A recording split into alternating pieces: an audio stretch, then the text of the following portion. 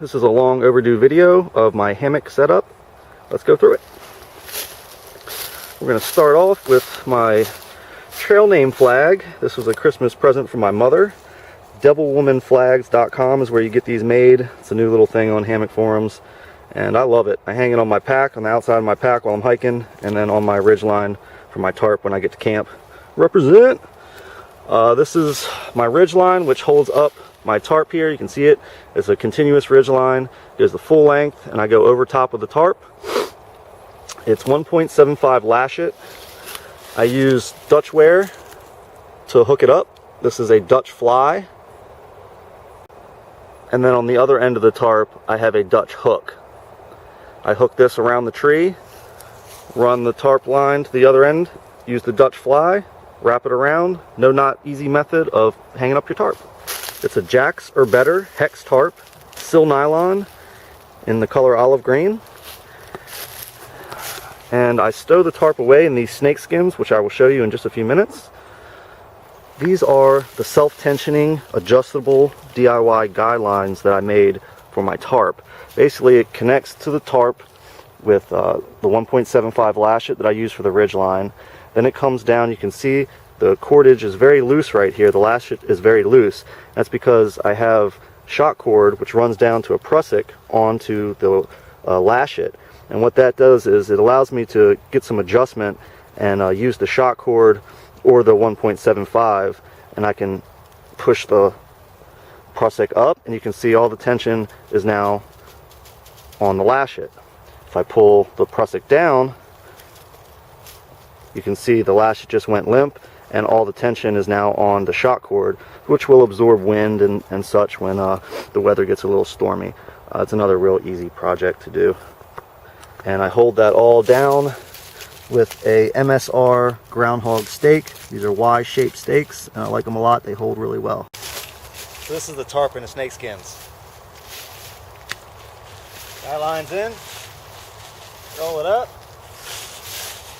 pull it down. Same thing on this side. Guy lines in, roll it up, roll the air out.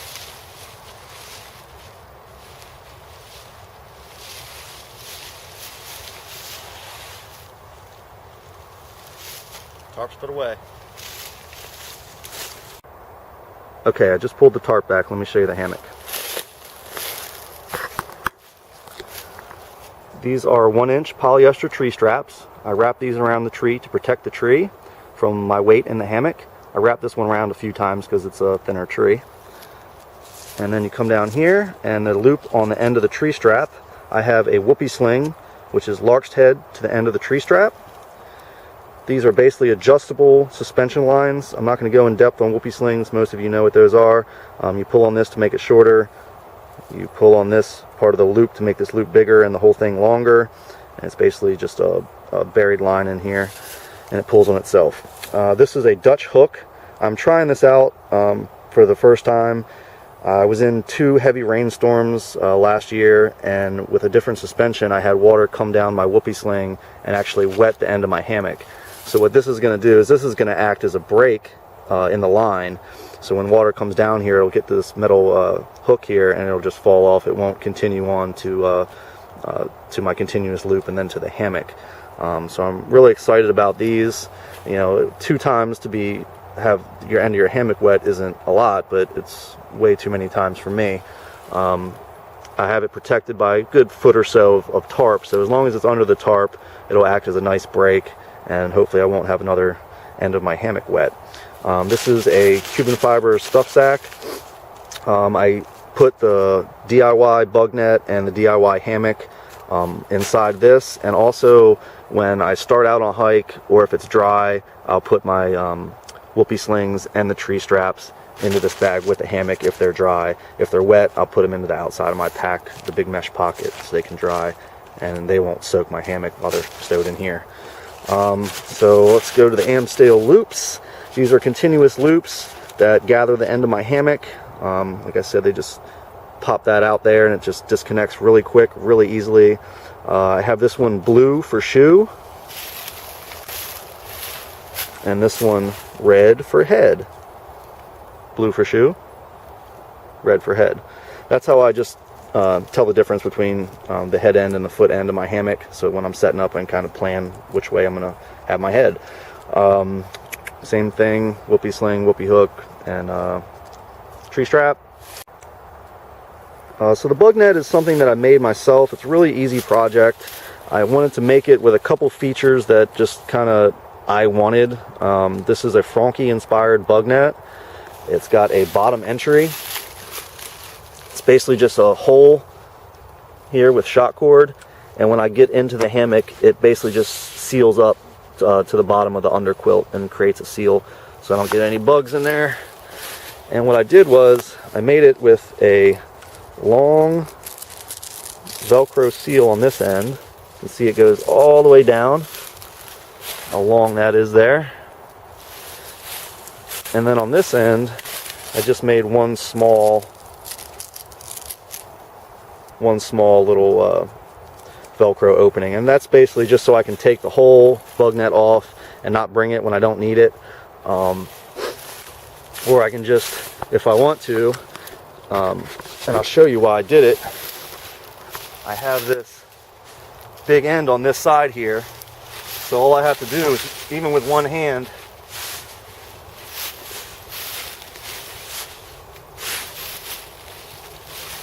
I can pull my bug net off, and then it's right here. It's right there hanging on the end. I can take it off if I want to, or I can just leave it just hanging there. It's kind of up to me. So let's get on to the hammock. This is a structural ridge line for my hammock. This is another DIY project, real easy. Just a little ridge line organizer for my headlamp and phone, map, chapstick, that kind of stuff. This is my hammock, another DIY job. It's made out of 1.8 ripstop on the digital camo pattern. On each end of the hammock, I have one of my favorite pieces of gear. These are little Arrowhead Equipment glow loops, and I just prusik knotted them on to the Amstale continuous loop. And I hang stuff from these, you know, at the end of the night to dry, since it's underneath my tarp. I can just hang like a shirt or something like that, and it can sit there and dry if need be. On the other end also, there's another glow loop, so you can see on both ends I can have something hanging. I really like that a lot. The underquilt is something that I just purchased. It's a 20-degree incubator from Hammock Gear. I love it. It's the first time I've had a full-length underquilt. You can see it goes the full length there. I was using a 3/4 length underquilt last year, and I was fiddling with a pad for my legs down here. I had a Gossamer Gear small closed cell foam pad that I was using for my foot box, and basically just my my thighs up were covered with my old underquilt. So this time I've got a full-length underquilt. I don't have to fiddle with that pad anymore. I'm really happy about that.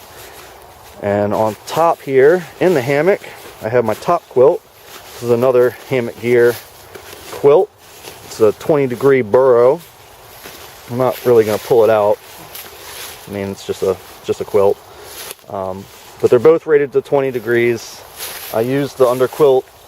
I'm going to use that year round, and just swap out my top quilt for summertime.